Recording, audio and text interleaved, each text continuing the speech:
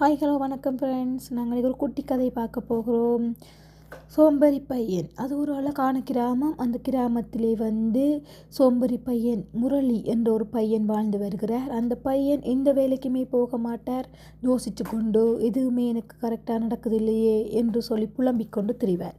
அந்த ஒரு நாள் கிணத்தடியிலிருந்து யோசித்து கொண்டிருக்கும் போது அந்த வழியால் சன்னியாசி வருகிறார்.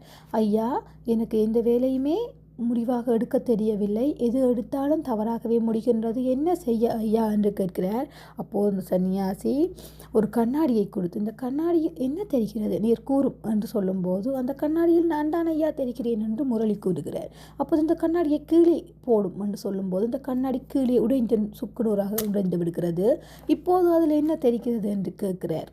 இப்போது ஐயா, கண்ணாடி உடைந்து சிதறிவிட்டதே என்று கூறும்போது, அதுதான் உங்கள் எண்ணங்கள் எல்லாம் சிதறி இருக்கின்றன. நீங்கள் ஏதாவது ஒரு எண்ணத்தில் நிலையாக நின்றீர்களானால் வெற்றி பெறுவீர்கள் நிச்சயமாக என்று கூறும்போது, ஐயா பணிவுடன் நன்றி என்று கூறி முரளி அன்றிலிருந்து திருந்தி நல்லவனாக வாழ்கிறார். நன்றி.